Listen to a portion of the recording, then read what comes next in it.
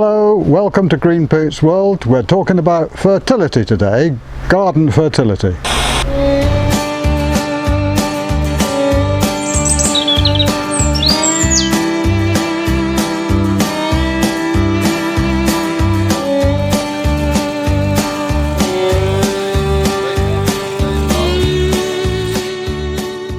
One of the first things that a lot of people say when I say I'm vegan and I produce most of my own vegetables, somehow or other they don't believe that you can be having enough fertility in the ground to grow fruit and vegetables successfully.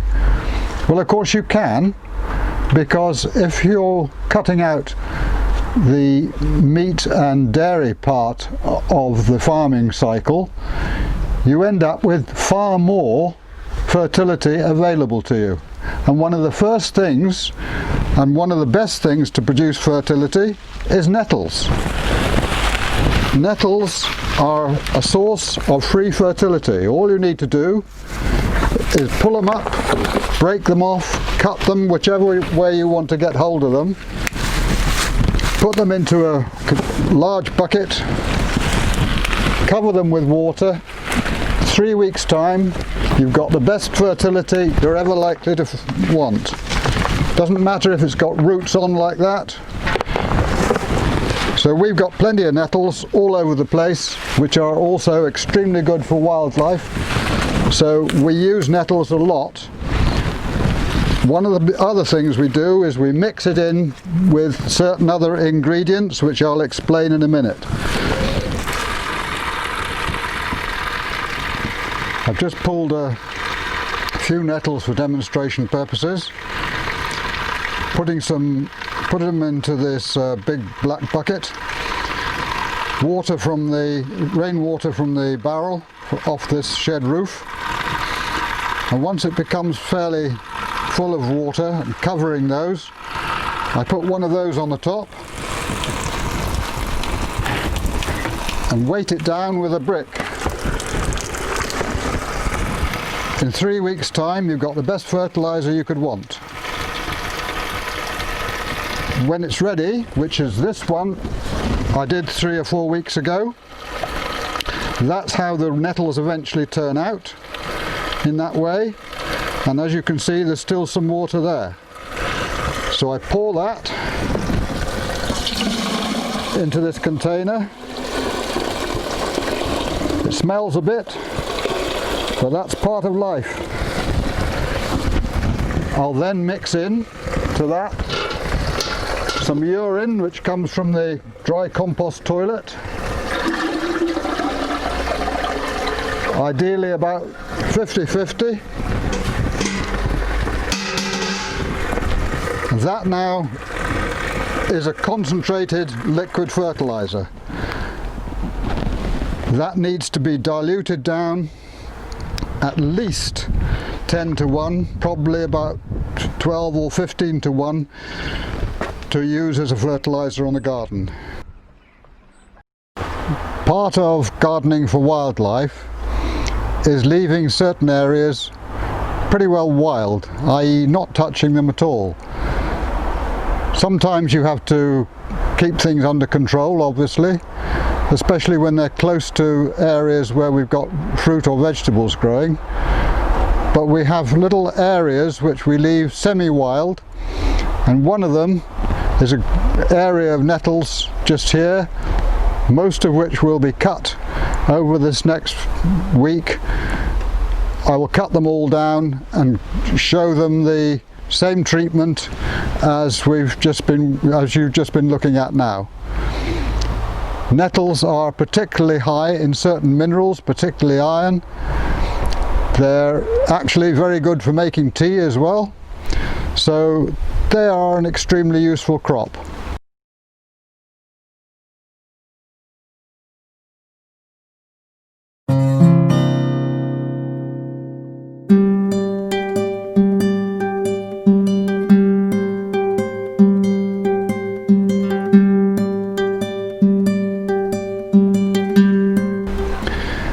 I mentioned the fact that we only buy in a small amount of dried seaweed fertilizer because it's very high in minerals.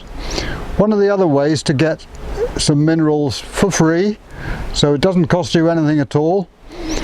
Obviously we've been looking at nettles and other things, but this is a plant called Comfrey. Has great big leaves and will provide about 3 or 4, maybe even up to 5 cuts per year of this material.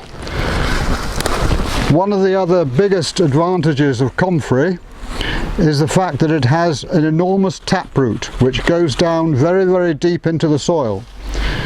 The benefit of that is it will draw up those deep nutrients, particularly minerals, and enable you to mix that in with other things so that you get a more balanced fertilizer. Comfrey is particularly high in potash, which is the one thing which sometimes in homemade fertilizers will not be available in any quantity. So because you've got it like this, it's a very, very convenient way to have it. In the spring the leaves can be used just like this, cut them down and use them as a mulch. It'll rot down very quickly on the surface, conserving the moisture underneath and feeding the plants around at the same time.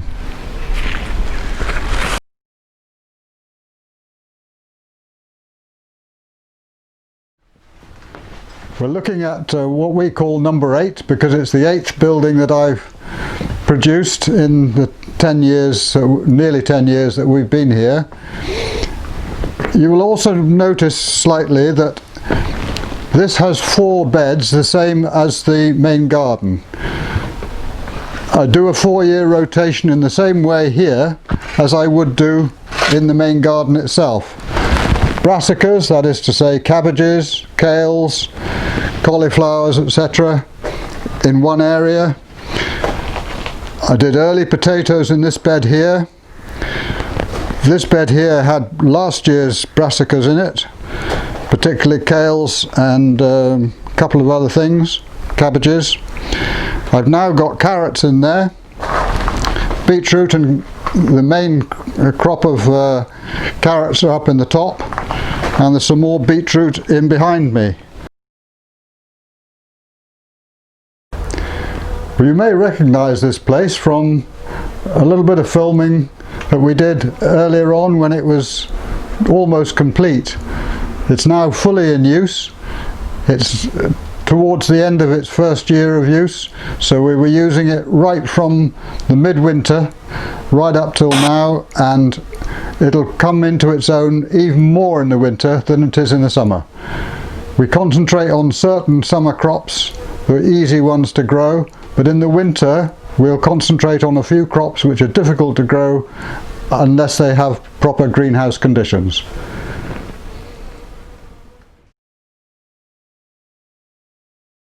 Thanks for watching. I hope you enjoyed something and learned a little bit. Take care. See you again soon.